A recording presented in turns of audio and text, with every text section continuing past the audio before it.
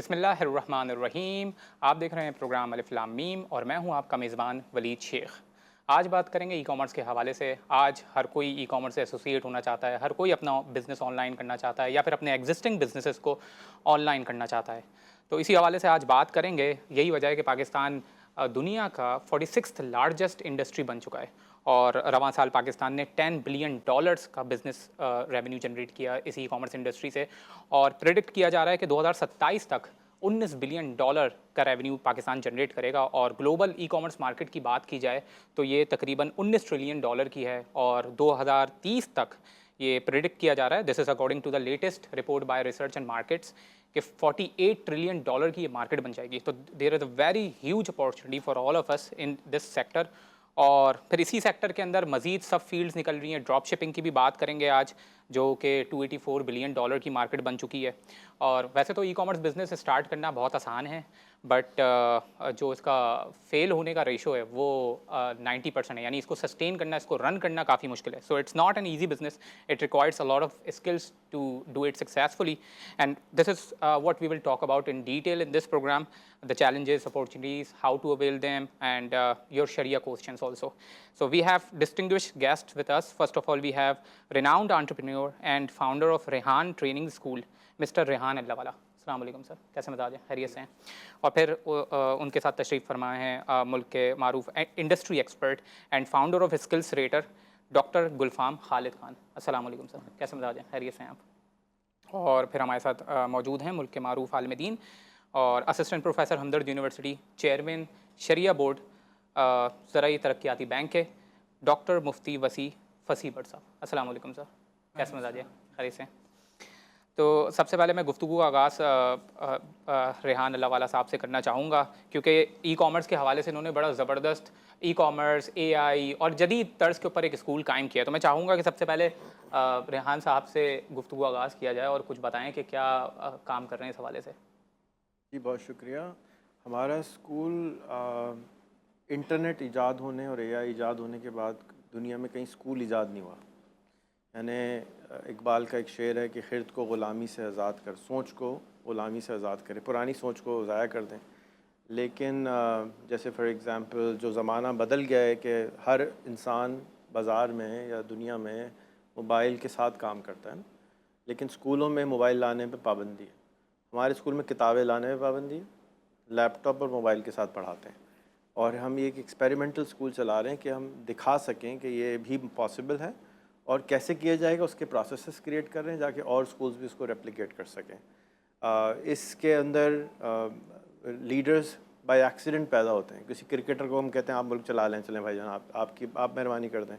ऐसा ना हो, बल्कि हम बचपन से 5वीं जमात से बच्चे को लेके ये गोल देते हैं कि आपने 1 करोड़ लोगों की ज़िंदगी में पॉजिटिव इम्पैक्ट ईदी की तरह लेकर आना है, अपने ख़ानदान के लिए बहुत अच्छे पैसे कमाने हैं, करोड़ों में बनाने कम से कम अगले 10 साल में स्कूल के अंदर रहते हुए, और अपना नाम, अपने मुल्क का नाम रोशन करना है by being in the top 50 in the world. जैसे ओलंपिक्स के हम सेलिब्रेट कर रहे हैं ना, आजकल के एक चैम्पियन है, तो क्यों ना हम नेक्स्ट ग्रेटा थुनबर्ग बनाएं, नेक्स्ट ओलंपियाड्स बनाएं कि कौन वर्ल्ड पीस का अवार्ड जीत के लाएगा, कौन केमिस्ट्री में जा के आएगा। तो ये हमारे स्कूल के गोल्स हैं। और हम ट्रेडिशनल तालीम को इतना ज़्यादा स्प्रेड नहीं करते, बल्कि हम ऐसी तालीम जिससे प्रैक्टिकल फ़ायदा हो। तो 6ठी के बच्चे को हमारे स्कूल में $100 महीना या 28,000 कमाना होता है। अगर वो नहीं कमाता तो 7वीं में नहीं जाएगा। तो अगर टेस्ट है, ये एग्ज़ाम है उसका, जैसे आप मैथ्स के एग्ज़ाम में फ़ेल कर देते हैं, तो इसी तरह हम उसको इतना पढ़ा रहे हैं तो उसको पैसे भी कमाने चाहिए। 7वीं में उसने 55,000 महीना कमाना है, 8वीं में उसने 1 लाख महीना कमाना है। नहीं कमाएगा तो अगली क्लास में नहीं जाएगा। तो इससे क्या होता है कि वालिदैन को जो इकनॉमिक प्रॉब्लम होता है कि जी बच्चे को स्कूल में नहीं पढ़ा सकते, तो हम इस मॉडल को के ज़रिए इस तालीम को आम कर सकेंगे कि बच्चा अपने पैसे भी तो कमा रहा है, वालिदैन की भी सपोर्ट कर रहा है, और जो मुल्क के इकनॉमिक हालात हैं वो बचपन से ही उसके अंदर पैसे कमाने की ख्वाहिश भी, और उसके लिए सिर्फ 3 घंटे रोज़ काम करना हो। तो ये नहीं कि सिर्फ काम ही कर रहा है, तालीम के साथ साथ 3 घंटे एक्स्ट्रा वो काम करेगा तो उसमें इसकी पॉकेट मनी आ जाएगी। जो कि आप दुनिया की किसी भी फर्स्ट वर्ल्ड कंट्री में जाते हैं तो तमाम बच्चे, ज़्यादातर बच्चे मैकडॉनल्ड में काम करते हैं या किसी ग्रोसरी पे करते हैं। इनफैक्ट बराक ओबामा जब प्रेसिडेंट था, उसकी अपनी बेटी एक बर्गर की दुकान पे काम करती थी, जाके उसके अंदर वर्क एथिक्स हो, काम करने की सलाहियत हो। तो ये स्कूल का मॉडल है। ये ओपन सोर्स स्कूल है, यानी इसको कोई भी कॉपी कर सकता है। आप rehanschool.net/copy पे जाएँ, आप हमने सारे SOPs बताए हुए हैं कि ये भी ऐसे करते हैं, ये ऐसे करते हैं, ऐसे करते हैं। आप अपने स्कूल में भी आफ्टर स्कूल टाइम ये इनेबल कर लें, तो आपका बच्चा भी कमाने के जैसे हो जाएगा। इसका जो की फंडामेंटल रीज़न है होने का वो ये कि अब क्रोम बुक्स बहुत सस्ती हो गई हैं। 6,000 से 8,000 रुपये में लैपटॉप आ जाता है। तो वो उतने का तो किताबों का सेट नहीं आता जितने का कंप्यूटर आ जाता है, इसमें सारे इल्म आ जाता है। तो ये इस वक्त हम कोशिश कर रहे हैं। बहुत खूब, ये तो बहुत सस्टेनेबल मॉडल लग रहा है। मैं आपकी तरफ दोबारा आऊँगा। मैं मुफ्ती साहब से सवाल करना चाहूँगा, क्योंकि इस्लामिक बैंकिंग के हवाले से भी आज बात करेंगे हम इस प्रोग्राम में। इस्लामिक बैंकिंग के नाम से आजकल जो भी हो रहा है, और ख़ास तौर पे इस्लामिक बैंकिंग के ऊपर भी इंटरेस्ट वगैरह दिए जा रहे हैं, लोग अपने पैसे रखवाते हैं अकाउंट्स में, तो उन्हें इस्लामी तौर तरीके के मुताबिक, यानी उसे सूद नहीं कहा जाता। क्या ये जो रिवाज है ये दुरुस्त है इस्लाम की नज़र में या नहीं है? जी, बिस्मिल्लाहिर्रहमानिर्रहीम। ये सवाल शायद डेवलप कंट्रीज़ में अब 10 साल पहले होता होगा। अब सवाल ख़त्म हो गया ये, क्योंकि अब दुनिया ने अच्छी तरह लाइन ड्रॉ कर ली है कि ये वाक़ईतन इस्लामिक है और उस पर आगे एडवांसमेंट हो रही है। नॉन मुस्लिम कंट्रीज़ में भी इसमें आगे जाया जा रहा है। हमारे यहाँ चूँकि हम थोड़ा सा पीछे ही रहते हैं टेक्नोलॉजी और नॉलेज में, जैसे रिहान साहब ने भी फरमाया, तो अभी तक हमारे पास ये सवाल होता है कि इस्लामिक बैंकिंग वाकई इस्लामिक है। हकीकत है, मुझसे भी लोग खुद पूछ चुके हैं 2-3 बार। हमसे भी डेली लोग पूछते हैं। मैं हैरान होता हूँ कि मतलब इतने लेयर्स हैं। हर बैंक के अंदर शरिया बोर्ड होता है, फिर शरिया कंप्लायंस होता है, शरिया ऑडिट होता है, एक्सटर्नल शरिया ऑडिट होता है, स्टेट बैंक का अपना शरिया ऑडिट होता है। इतनी लेयर्स के बाद तो शायद ही किसी बिज़नेस के ऊपर भी इतनी नज़रें नहीं होती जितनी इस्लामिक बैंकिंग के ऊपर नज़रें हैं। तो इतने सारे स्कॉलर से ऑथेंटिकेट होने के बाद अब हमें इत्मीनान हो जाना चाहिए कि वहाँ पर जो काम हो रहा है वो बिज़नेस के शरई उसूलों के मुताबिक हो रहा है, और वहाँ पर जो शरिया कंप्लाइंट मोड्स हैं, मुजारबा, मुशारका, इजारा, सलम वगैरह, वो अप्लाई हो रहे हैं, और उसी की बुनियाद पर वो डिपॉजिट होल्डर्स को भी रिटर्न दे रहे हैं, और उसी की बुनियाद पर आगे फाइनेंसिंग भी इस्लामिक मोड्स पे कर रहे हैं। तो वी आर वेरी कॉन्फिडेंट तो अबाउट। यानी जो पैसे लोग रखवा रहे हैं इस्लामिक बैंक्स के ऊपर, और उस इस्लाम के नाम पर ही जो मिल रहा है कि वो मुदारबा, मुशारता, ये सारी चीज़ें हो रही हैं, तो वो सही है इंटरेस्ट जो मिल रहा होता है महीने के तौर पे, या? देखिए, वो इंटरेस्ट नहीं होता, वो प्रॉफिट होता है, और दैट्स अ ह्यूज डिफरेंस कि एक आदमी तिजारत कर रहा है और उसका नफ़ा हलाल होता है, और एक आदमी सिर्फ उसे पैसे देकर और उस पर लैंडिंग करके कर्ज पर जो है ना सूद ले रहा होता है। दोनों में बहुत डिफरेंस है। ये डिफरेंस इतना वाज़ेह है कि होली कुरान में अल्लाह ताला ने वाज़ेह तौर पर फरमाया कि वहल्लल्लाहुल बई व हर्रमर रिबा, कि अल्लाह ताला ने ट्रेड को हलाल किया है और सूद को हराम किया है। तो पहले ही लाइन ड्रॉ हो गई थी कि अगर ट्रेड बेस्ड काम होंगे तो इस्लामिक बैंकिंग में जो मोड्स होते हैं वो ज़्यादा ट्रेड बेस्ड होते हैं या उससे रेलिवेंट होते हैं, तो उसकी बुनियाद पर जो नफ़ा होता है वो हलाल होता है, और आप बेगुबार और बिला झिझक उसको इस्तेमाल कर सकते हैं। एक चीज़ जो जहन में आ रही है, क्योंकि लोग यही चीज़ सामने रखते हैं कि क्योंकि इसमें लॉस नहीं होता, क्योंकि आपका इसमें नुकसान नहीं होता, इसलिए ये सूद के ज़ुमरे में आता है। क्या ये आर्गुमेंट सही है? लेकिन लॉस का होना बिल्कुल सही सवाल है, लेकिन लॉस का होना ज़रूरी नहीं, लॉस की पॉसिबिलिटी का होना ज़रूरी है। यानी अगर मैं तिजारत करने बैठा हूँ और सारी ज़िंदगी मुझे कभी नुकसान नहीं हुआ, बहुत से मेमन ताजिर ऐसे हैं जिनको ज़िंदगी भर नुकसान नहीं हुआ, तो क्या हम कहेंगे उनकी तिजारत नाजायज़ है? नहीं, पॉसिबिलिटी तो थी, रिस्क तो था कि वो लॉस हो सकता था, लेकिन लॉस हुआ नहीं उनकी अपनी एक्सपर्टीज़ की बुनियाद पर। वैसे बैंक्स के अंदर लॉस होता है, लेकिन वो बहुत टेक्निकल अंदाज में होता है, तो इसलिए आवाम को पता नहीं चलता। वहाँ पर ऐसे रिजर्व्स होते हैं जो स्टेट बैंक ने भी अलाउ किए हुए हैं कि वो रिज़र्व बनाकर उसकी बुनियाद पर जो लॉस हुआ होता है उसको कंपनसेट कर देते हैं। तो इसलिए आवाम को उसका इम्पैक्ट नहीं आ रहा होता, लेकिन जो फाइनेंशियल एक्सपर्ट्स होते हैं वो देख सकते हैं कि बाद अगर बैंक्स को भी लॉस होता है। बहुत शुक्रिया नाज़रीन, हमारे साथ रहिएगा। बहुत अच्छी गुफ्तगू हो रही है ई कॉमर्स के ऊपर, इस्लामिक फाइनेंसिंग के ऊपर। एक छोटे से वक्फे के बाद लौट कर आते हैं।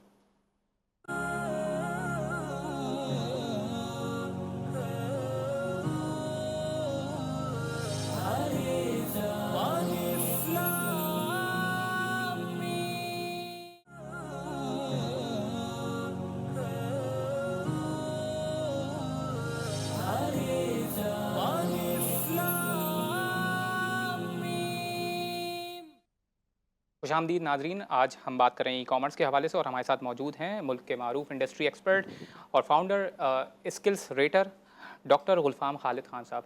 सर, जहन में सवाल ये आ रहा है, क्योंकि आप पूरे मुल्क में इंक्यूबेशन सेंटर चला रहे हैं, बहुत ज़बरदस्त नेटवर्क चला रहे हैं, तो पाकिस्तान में ई कॉमर्स की वजह से ई कॉमर्स बढ़ भी रहा है, आगे भी जा रहा है, तो ह्यूमन कैपिटल की एक हमेशा से कमी रही है पाकिस्तान में। क्या आपके इदारे की वजह से और ई कॉमर्स में जाने की वजह से लोग कमा भी रहे हैं या नुकसान हो रहा है सिर्फ? क्योंकि मुल्क में हर जगह हर तरफ तो नेगेटिविटी आपको पता है। नहीं, बिल्कुल सही है। देखें, हमारा तो जो इंक्यूबेटर है वो ई कॉमर्स का पहला इंक्यूबेटर था और स्किल बेस इंक्यूबेटर भी पहला था, और हम बड़ी प्राउडली ये क्लेम करते हैं कि हमारा सस्टेनेबल इंक्यूबेटर। इससे पहले पाकिस्तान में जितने भी इंक्यूबेटर्स आए दे वर गवर्नमेंट फंडेड, बेशक वो बिक्स थे, टिक्स थे, निक्स थे, तो कहीं ना कहीं गवर्नमेंट बॉडीज़ ने उनको फ़ंड किया। हमें अगर कोई फ़ंड करता है तो वो इंक्यूबेटिव फ़ंड करता है जो हमारे पास आता है, and we are there from the last 5 years. तो इसका मतलब है, और वो मंथली सब्सक्रिप्शन पे हमें पे करता है। तो अगर वो ना कमा रहा हो तो हम तो ख़त्म हो जाए। तो because there is a money and there is a high potential in that domain and area, that's why the people are coming to us and they are paying for us. So we are financially sustainable, and it is just because of these incubators who has a trust on the e-commerce and who has a trust on the incubator as well. सही So है। yes, वो तो पाकिस्तान में अभी challenges क्या आ रहे हैं जो ई कॉमर्स में बच्चे, क्योंकि अभी बहुत ज़्यादा रुझान हो गया है कि हर बच्चा जो है ई कॉमर्स पढ़ना चाह रहा है, आईटी की फील्ड में जाना चाह रहा है, तो उनको मुश्किलात क्या आ रही हैं आमतौर पे हमारे माशरे में? अच्छा, देखें, ऐसे सच मुश्किलात नहीं है। अगर मैं ये कहूँ मुश्किलात क्या हैं या क्या नहीं है, हमें थोड़ा सा ब्रॉडली अंडरस्टैंड करना पड़ेगा। अब ग्लोबली जब भी बिज़नेस करते हैं ना, तो बिज़नेस हमेशा दो चीज़ों पे होता है, लो प्राइस पे और हाई वैल्यू पे। अगर आप दुनिया में कोई भी चीज़ लो प्राइस के ऊपर हाई वैल्यू दे देंगे तो आप मार्केट बना लेंगे। And it's e commerce is a global competition, it is not local. अगर तमाम पाकिस्तान ई कॉमर्स करने लग जाएगा फिर भी ई कॉमर्स का स्कोप रहेगा। अगर कोई एक भी पाकिस्तानी ई कॉमर्स नहीं करेगा, ग्लोबल स्कोप फिर भी वही रहेगा, क्योंकि वो वैक्यूम कोई ना कोई और कंट्री और उसकी जो पॉपुलेशन है वो फुलफ़िल कर लेगी। सो हमने तो ग्लोबली कम्पीट करना है, और कंपटीशन रिग्रेस है, इतना आसान नहीं है, लेकिन उसको कम्पीट करता है। अब हमारे पास because of the socio economic conditions और political conditions, we are now cheaper than China, India, Bangladesh. So जहाँ हमारे लिए बाकी तमाम बिजनेसेस में एक बहुत बड़ा चैलेंज है, इसी तरीके से हमारे ई कॉमर्स के अंदर ये बड़ी अपॉर्चुनिटी है, क्योंकि हम लोग प्राइस के ऊपर आ गए। तो हम ये कहते हैं भाई बेहतर ये है कि आप रुपया कमाने की जगह डॉलराइज कर लो अपनी इनकम को। आप अपनी इनकम को डॉलराइज कर लोगे तो डॉलर महंगा होता है, तो ई कॉमर्स के लोगों को खुशी होती है, बिकॉज नॉर्मली उनको डॉलर में मिला होता है। अब जो चैलेंज है, या आप कहें या नेक्स्ट आप माइलस्टोन या टारगेट कहें, वो है वैल्यू का। वैल्यू दो चीज़ों में, एक ये कि जो आप काम कर रहे हैं उसमें भी आपकी एक्सीलेंस हो, कॉम्पिटेंस हो। दूसरा ये है कि आपको एथिकली भी स्ट्रांग होना। सही है। सो हमारा जो भी फोकस है, आज से 5 साल पहले जब इंक्यूबेटर्स चलाया था तो टेक्निकल स्किल्स एक बहुत बड़ा चैलेंज था। अब वो इकोसिस्टम इस तरीके से डेवलप हो चुका है कि शायद आज वो इतना बड़ा चैलेंज नहीं है, क्योंकि जब कोई भी इंक्यूबेशन में नया बच्चा आता है, वो ब्लैंक होता है, उसको नहीं पता होता ई कॉमर्स क्या है, वो उस इन्वायरमेंट से लर्न करता है। सिखाने वाले भी बहुत हैं और लोग सीखते भी बहुत हैं, लेकिन जो चैलेंज है या जिस पे फोकस करना चाहिए वो डिसिप्लिन है, जो कि मुझे लगता है कि सोसाइटी में कदरे कम है, बिकॉज इंस्टीट्यूशन से हमने वो लर्न नहीं किया और सोसाइटी से। और दूसरा जो है वो एथिक्स है और आपकी मोरालिटी है। तो अगर इन दो चीज़ों के ऊपर फोकस कर लें तो हम लोग बहुत ज़्यादा जो हैं वो बिल्ट हो जाएंगे। तीसरा जो एक चीज़ जिसकी वजह से हमारे इंक्यूबेटर्स कह लें या ई कॉमर्स के अंदर यानी जो आप भी ये लोग, कह रहे हैं कि सॉरी बात कर आपकी, कि ये एथिकल वैल्यूज़ भी बहुत ज़्यादा इंपॉर्टेंट है हमारे लिए ग्रो बहुत करने के ज़्यादा लिए। है। अगर आप मुझसे पूछें, मैं ग्लोबली अगर देखता हूँ, मैं कहता हूँ the ethical values is the only threat to Pakistani e commerce industry, that's the only threat. Because अगर आप बहुत अच्छे हैं और आप एथिकल नहीं हैं तो उसके ऊपर तो इंटरनेशनली कोई कॉम्प्रोमाइज़ नहीं है ना, तो वो फिलिपिनो के पास चले जाएंगे। बाहर के बहुत से पाकिस्तानी भी, I have met with them, जो पहले पाकिस्तानी बच्चों से काम कर रहे थे, इश्यूज़ क्रिएट हुए, उन्होंने स्विच करके दूसरों को हायर कर लिया। बिकॉज जो अगर ट्रस्ट चेक होता है बिजनेस में तो फिर कोई आपके पास नहीं आएगा। सो और हर जगह के ऊपर it is not with the Pakistan, it is with the rest of the countries भी एथिक्स के इश्यूज़ होते हैं, लेकिन कलेक्टिवली एज एन इंस्टीट्यूशन हमें उसके ऊपर फोकस करना बहुत ज़रूरी है, एथिकल वैल्यूज़ के ऊपर। एथिकल वैल्यूज़ के। एक और जो जहन में सवाल है वो ये ड्रॉप शिपिंग के हवाले से, क्योंकि ये है कि ई कॉमर्स के अंदर एक और नई सब फील्ड आ चुकी है, इस हवाले से भी ज़रा एक्सप्लेन कीजिएगा क्या चीज़ है ये? अच्छा, देखें, ड्रॉप शिपिंग, आप पाकिस्तान में अमेज़ॉन एक ग्लोबली भी बहुत बड़ा प्लेटफॉर्म है, पाकिस्तान में भी बहुत बड़ा प्लेटफॉर्म है। अब अमेज़ॉन भी अपनी वेबसाइट पे लिखा है कि ड्रॉप शिपिंग ठीक है, आप कर लें। अच्छा, यहाँ बहुत से रिलीजियस तबकों में से भी लोगों ने ड्रॉप शिपिंग के ऊपर फतवे शतवे लेके उनको कह दिया कि वो ठीक है। मैटर ये नहीं करता कि एक चीज़ सही है या नहीं है, आप उसको किस तरीके से कर रहे हैं वो गलत है। अनफॉर्चुनेटली पाकिस्तान के अंदर 99% जो लोग जो ड्रॉप शिपिंग करते हैं स्पेसिफिकली, ठीक है ना, वो ठीक तरीके से नहीं करते हैं। उसके अंदर चीटिंग्स इन्वॉल्व हैं या फ्रॉड इन्वॉल्व है, जिसकी वजह से हमारी वो कम्युनिटीज़ जो कि जेन्युइनली ई कॉमर्स कर रहे होते हैं, वो अमेज़ॉन पे फॉर एग्जांपल लेते हैं, होलसेल कर रहे होते हैं या प्राइवेट लेबल कर रहे होते हैं, वो सफ़र करते हैं बिकॉज उनके अकाउंट्स ख़त्म होते हैं। तो एक इम्प्रेशन जो है ना नेशनल लेवल पे दूसरों पे आता है। तो जो बिल्कुल मतलब जिनको हम तैयार करते हैं, मतलब हम अपने इंक्यूबेटर्स के अंदर कभी भी ड्रॉप शिपिंग नहीं बढ़ाते। द रीज़न इज़ कि उसके अंदर गुंजाइश बहुत है कि लोग जो हैं वो चोर इंडस्ट्री रास्ते तो वो भी निकालेंगे। बड़ी हो गई है। तो उसमें आप जो और जो मेजॉरिटी है वो फिर चीट करती है। तो बिकॉज हमने उधर नेशनल एक जो इमेज है उसको भी मेंटेन रखना है। पाकिस्तानी चीट करते हैं उसके अंदर ज़्यादातर। हाँ, और वो है, लेकिन अब क्रेडिट कार्ड्स हैं या वो 101 ऐसे तरीके हैं और जुगाड़ हैं जिसके ज़रिए वो कहेंगे। तो या तो पेमेंट्स नहीं करेंगे या प्रोडक्ट ऐसे पहुंचेगा नहीं, वो नए पे नए अकाउंट्स कर लेंगे। There are so many ways. So actually it is not कि ड्रॉप शिपिंग सही है या नहीं है, लेकिन ड्रॉप शिपिंग जिस तरीके से की जा रही हाउ है, we do it is the question. हाँ, वो गलत है। मुफ्ती साहब, मैं चाहूँगा कि आप इसके ऊपर कमेंट करेंगे ड्रॉप शिपिंग के हवाले से, क्या ये हलाल है हराम है, लोगों का ये भी सवाल होता है। और फिर जो हमारी जो एथिकल कंडक्ट है ख़ासतौर पर बिज़नेस करने की, ये एक बहुत बड़ा इशू है, जैसे कि गुलफाम साहब इसको रेफ़र कर रहे हैं। जी मैंने इस पे कुछ लेक्चर्स भी दिए हैं ड्रॉप शिपिंग के ऊपर, और मेन कंसर्न जैसे डॉक्टर साहब से बिल्कुल एग्री करता हूँ कि हमारे एथिकल इश्यूज़ हैं। अब इससे पहले एक वक्त था कि हमारा टेक्निकल इश्यूज़ पे बहुत ज़्यादा एम्फेसाइज था, मेरा ताल्लुक एजुकेशन सेक्टर से भी है तो वहाँ पर भी। लेकिन अब सॉफ्ट स्किल्स पे और एथिक्स पे अब हर कोई बात कर रहा है। जी। लेकिन मैं समझता हूँ थोड़ा हम लेट हो गए, लेकिन चलें, देर आमद दुरुस्त आमद, हम उस पर एथिक्स पे बात करें। इस्लाम देखिए ना, हम उस उम्मत नबी की उम्मती हैं जो तिजारत किया करते थे और उनकी अखलाकियात से लोग मुतासर होकर दीन पे आया करते थे। और हज़रत खदीजा रज़ी अल्लाह अन्हा का वाक़या उसमें हमें नज़र आता है और दीगर। तो अगर हम इसकी बात करें ड्रॉप शिपिंग या ई कॉमर्स की बात करें, तो it's very close to Islam कि आपको इस्लाम कहता है कि अर्ली आप अर्निंग शुरू कर दें।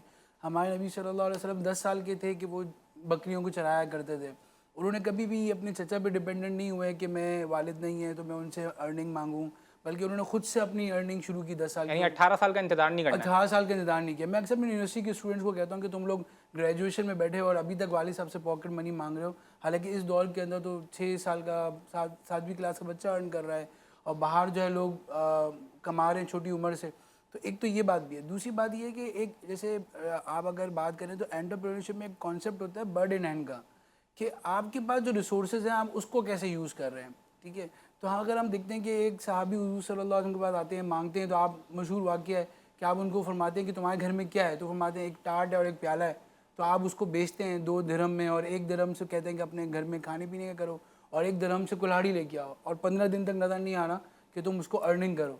तो वो बात है कि आपके पास क्या रिसोर्सेज है। हमारे पाकिस्तानियों के पास बहुत अच्छे रिसोर्सेज होते हैं। अपने अगर अपने वार्डरोब को ही देख लें और अपने घर में स्टोर को ही देख लें, उससे बहुत अच्छे आपको रिसोर्सेज मिल सकते हैं, अपने लिंक्स निकाल सकते हैं। लेकिन वही बात है कि एक तो हम बहुत ही वाइट कॉलर जॉब्स करना चाहते हैं, दूसरी बात ये कि हम एथिक्स को उतना नहीं देखते। हालांकि आप देखेंगे मलेशिया, इंडोनेशिया, जो वहाँ पर इस्लाम फैला है, वो ताजिरों के एथिक्स की वजह से फैला है। तो अगर मैं समझता हूँ कि दावत का भी और पाकिस्तान के इमेज बिल्डिंग का भी बहुत अच्छा मौका है कि अगर हम एंटरप्रेन्योर्स पैदा करें, स्टार्टअप्स पैदा करें, और जो है वो एथिक्स की बुनियाद पर पूरी दुनिया में पाकिस्तान का एक अच्छा इमेज क्रिएट करें। और एक एथिकल एमरजेंसी हमें नाफिज करनी चाहिए अपने मुल्क के अंदर, तालीमी इदारों के अंदर भी और टेक्निकल इदारों के अंदर भी, कि हमारे नौजवान जो है वो हमारे पास भी ड्रॉप शिपिंग के सवाल आ रहे होते हैं, SEO के ब्लैक हेड SEO कर रहे होते हैं, डिजिटल मार्केटिंग में चीट कर रहे होते हैं, चैट GPT से, AI से जो है वो जो है ना फेक वीडियोस बना रहे होते हैं। तो हम लोग जो है ना उसका नेगेटिव यूज़ कर रहे होते हैं। हालांकि ये टेक्नोलॉजी बहुत बड़ी नेमत है, इसको अगर पॉजिटिवली यूज़ किया जाए तो बहुत अर्निंग भी अच्छी हो सकती है और दावत भी हो सकती है। बहुत खूब। नाज़रीन, हमारे साथ रहिएगा, एक छोटे से वक्फे के बाद लौट कर आते हैं और फिर रेहान अल्लाहवाला साहब से बात करेंगे उनके स्कूल कॉन्सेप्ट के ऊपर। कुछ क्रिटिकल क्वेश्चंस भी है मेरे पास, तो उनसे डिटेल में बात करते हैं।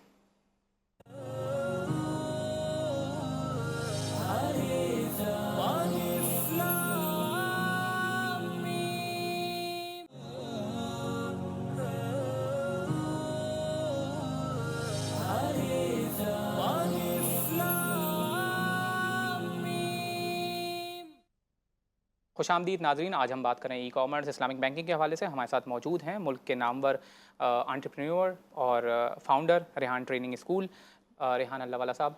सर, आपसे सवाल ये आ रहा है कि जो स्कूल है ऑलरेडी एक सिस्टम मौजूद था, मैट्रिकुलेशन का हमारा पूरा सिस्टम मौजूद है जो 2.5-3 साल की उम्र से स्टार्ट हो जाता है।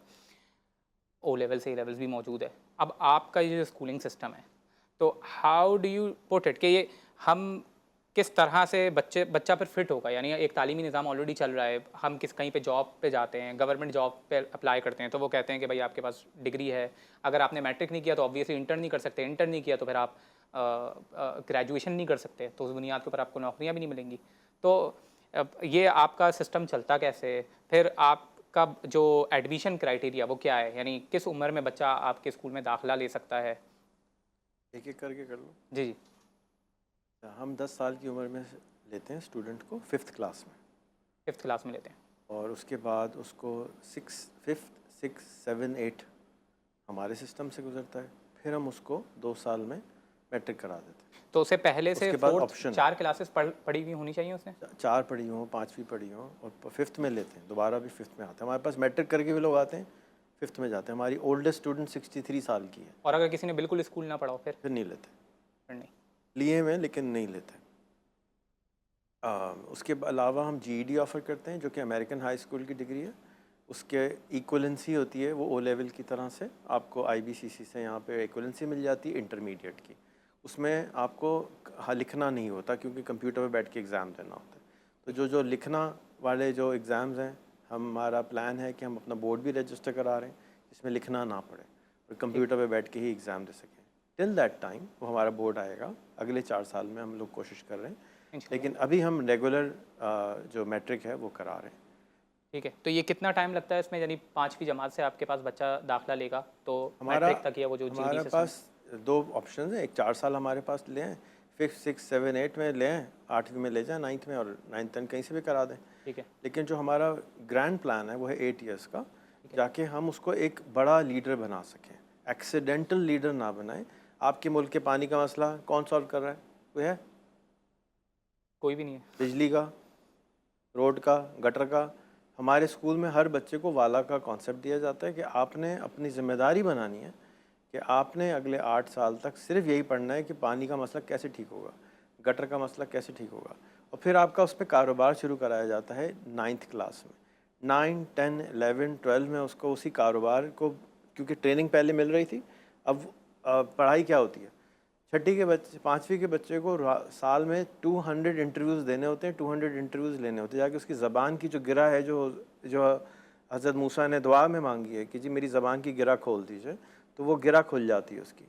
400 जब वो इंटरव्यू करता है और लेता है और देता है, उर्दू में करता है, फिर उसकी हम रोज़ाना AI से आधे घंटे बातें कराते हैं इंग्लिश में, तो उसको अंग्रेज़ी उसकी अच्छी हो जाती है 1 साल में।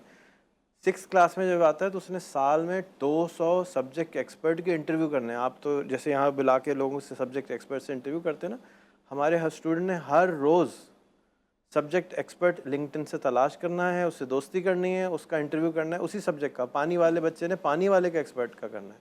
ढूंढने की तलाश की हेल्प के लिए उसने रोज़ एक टेड टॉक देखनी होती है। टेड टॉक पानी के ऊपर ही देखेगा पानी वाला बच्चा, और उसी आदमी को कांटेक्ट करेगा जो टेड का स्पीकर है कि सर मैंने आपकी टेड टॉक देखी, बहुत अच्छी थी, ये मेरी वीडियो है, मैंने ये सीखा है, मैं आपका इंटरव्यू ले लूँ। तो उसका जो नेटवर्क है, उसके जो दोस्त हैं, वो सारे पानी वाले बन जाते हैं। 3 साल में जब वो 600 पानी वालों से दोस्ती करता है, इंटरव्यू करता है, अपने बारे में बताता है, उनके बारे में पूछता है, तो उसके पास पैसा, नेटवर्क, प्रॉब्लम को सोल्यूशन, सारे प्रोफेसर साहब उसकी फ़ोन के अंदर आ जाते हैं। 8वीं में जब वो बिज़नेस शुरू करेगा, 9th में या 8वीं में जब वो बिज़नेस शुरू करेगा, तो वो सारे मेंटर उसके मौजूद हैं उसके पास। मुझे पानी की मेंटरशिप की ज़रूरत नहीं है। अब हम उसका बिज़नेस कंसल्टिंग का या रेगुलर का शुरू करा के देंगे, and then we want to sell that, take an exit for at least 28 crore रुपए, $1 मिलियन का वो मालिक हो जब वो स्कूल से ग्रेजुएट करे। That's the plan. ये ख्वाब है। जैसे लोग सितारों पे जाने की कोशिश कर रहे हैं ना, हम कह रहे हैं हर बच्चे को मिलियनर बना रहे हैं, डॉलर मिलियनर बना रहे हैं। फिर हम चाहते हैं कि जब वो ये काम कर चुका हो, तो अब 10 मिलियन लोगों पे इम्पैक्ट ला चुका है, 28 करोड़ घर लेके जा चुका है, घर ख़रीदो, गाड़ी ख़रीदो, वर्ल्ड ट्रैवल करो, हज उम्रा कराओ अम्मी जान को, और दुनिया घूमने जाओ। फिर वापस जब 2-3 साल के बाद आओ, अब सोचो कि वाकई ज़िंदगी में क्या करना है। लेकिन तुम बहुत कुछ कर चुके हो, अभी तुम 22 साल के हुए हो, यहाँ 22 साल वाला तो मम्मी मम्मी रोटी बना दे कर रहा होता है। तो we want to change that कि ऐसा स्कूल मेरे बच्चों के लिए मैंने डिज़ाइन किया था कि मैं अपने बच्चे ऐसे स्कूल में डाल सकूं। किसी ने भी अभी तक, सारी दुनिया परेशान है कि एजुकेशन सिस्टम कैसा होना चाहिए, दे डोंट नो। तो हम एक अटेम्प्ट ये कर रहे हैं, हो सकता है गलतियां करें, बहुत सारी गलतियां करेंगे, लेकिन करेंगे नहीं तो पता कैसे चलेगा कि ठीक क्या है। यानी आप ये तो पता है ना जो कर रहे हैं वो गलत है, ये तो पता है ना जो MBA करके निकल रहा है वो 35,000 की नौकरी के लिए परेशान है, ये तो पता है ना बैचलर कंप्यूटर साइंस करके बैठा है, कह रहा है सर प्लीज़ 25,000 की कहीं हमें नौकरी दिलवा दी, ये तो गलत है ना। बिल्कुल तो ये तो जब पता है गलत है तो उसको दोबारा क्यों करें। जो पता, जो नहीं पता, ये चीज़ भी पॉसिबल है, उसको हम बनाने की कोशिश कर रहे हैं। तो एकेडमिकली बच्चा कितना स्ट्रांग होगा आपके स्कूल से पढ़ के? आप स्कूल आएँ, आपको दावत है। एक हमारा स्कूल कराची में इब्राहिम हैदरी में है।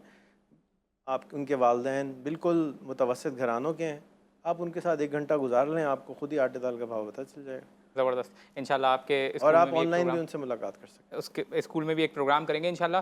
हमारे साथ गुलफाम साहब मौजूद हैं। गुलफाम साहब, मैं चाहूँगा कि आप जो पाकिस्तान में बहुत सारे लोग ई कॉमर्स करना चाहते हैं, ठीक है, तो for them how to start an e commerce business कम से कम पैसों में। अच्छा, देखें, हम तो इंक्यूबेटर हैं और हमारे पास जो ज़्यादातर बच्चे आते हैं वो यूथ, उसमें मैट्रिक के पी से जो कम से कम बच्चा आया है वो 10 साल का है हमारे पास इंक्यूबेटर्स में, जो अभी रिसेंटली मौजूद हैं। लेकिन ज़्यादातर जो लोग आते हैं बच्चे A level O level university students हैं, अनएम्प्लॉयड है, डिग्री कंप्लीट हुई, लेकिन हमारे पास असिस्टेंट प्रोफेसर्स भी हैं, हमारे पास MBBS डॉक्टर्स भी हैं, हमारे पास ऐसे ख़वातीन और मर्द हज़रात भी हैं, दे आर अराउंड 60। तो एक बहुत बड़ी डाइवर्सिटी जो है वो मौजूद है। लेकिन ई कॉमर्स के बिज़नेस में इट इज़ नॉट नेसेसरी कि if you have a money then you can start it, क्योंकि हमारे पास जो लोग आ रहे हैं वो स्किल सिखाने के लिए आ रहे हैं। अब now they are the 2 categories of the people, one has a money and other has a skill. So जो ई कॉमर्स पाकिस्तान में जब बूम किया तो उसका रीज़न ही ये था कि हमने कोलैबोरेट करवाया, इंटरनेशनली भी मीटअप्स करते हैं, पाकिस्तानी डायस्पोरा से मिलते हैं और हम कहते हैं यार you have a money but you don't have a time. आप बाहर बैठे हैं, आपने कोई नया बिज़नेस स्टार्ट करना है, आप खुद नहीं कर सकते बिकॉज उसके लिए आपको टाइम चाहिए होगा और रिसोर्सेज मिलेंगे तो महंगी होंगी। तो एक पाकिस्तान में बच्चा बैठा है, उसके पास टाइम बहुत है, हम उसको स्किल सिखा रहे हैं, अब उसके पास स्किल आ गई तो आप उसके साथ कोलैबोरेट कर लें।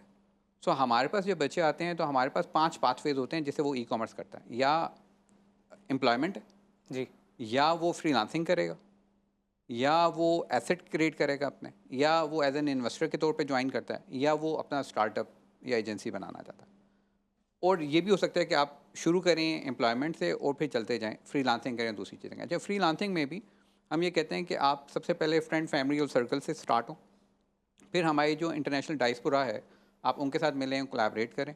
और हमारे पास वॉक इन सैटरडे मीटअप्स हम लोग करते हैं जिसमें वैसी कम्युनिटी आती है और हमारे बच्चों के साथ इंटरेक्ट करती है। और जब भी कोई बंदा आता है और कहता है मेरे पास पैसे हैं आप बताएं, तो हम उनके इंक्यूबेशन के अंदर लोगों के साथ उनकी मीटिंग्स वगैरह करवाते हैं। और हम हमेशा ये कहते हैं कि आप तक हम 4 या 5 लोगों से मिलें और फिर जो आपको सबसे ज़्यादा बेहतर लगे तो आप उसके साथ जो है वो बिज़नेस शुरू करें। और अगर आपको उसमें हमारी ओपिनियन चाहिए तो हम दे देंगे, अगर नहीं चाहिए तो it's an open market. I always say my incubator as a nano Silicon Valley of e commerce in Pakistan. तो नैनो है 1 बिलियन था, बट अगेन वो it is an industry, it is an ecosystem. और success की reason ही यही थी, जैसे रेहान भाई कह रहे हैं, आज HEC का जो चैलेंज है वो एक्सीलेंस नहीं है, वो रेलेवेंस है। क्योंकि बच्चा गोल्ड मेडल भी पढ़ के चला जाएगा तो वो सक्सेसफुल होगा या नहीं होगा, उसको वो माहौल चाहिए जिसके अंदर तमाम वो लोग बैठे हों जो उस जैसे हों, और फिर लोग मंडी की तरफ आते हैं। सो वन, अब मोर स्पेसिफिकली आपके क्वेश्चंस की तरफ देखें, अगर पाकिस्तान में ई कॉमर्स करना है तो 5 लाख 10 लाख से भी स्टार्ट हो जाता है। आप दराज का स्टोर बना लें, आप शॉपिफाई का स्टोर बना लें, आप कुछ प्रोडक्ट्स वगैरह को बेचना शुरू कर दें, इवन 2-3 लाख से भी हो जाता है, बट आपको बफर चाहिए हो। हमारे पास जो इंटरनेशनली आप करते हैं तो कुछ ऐसी साइट्स हैं जैसे इट्सी वगैरह हो गई, वहाँ आप शायद 5,000 10,000 डॉलर से भी स्टोर्स वगैरह बना लेते हैं और तमाम चीज़ें आते हैं।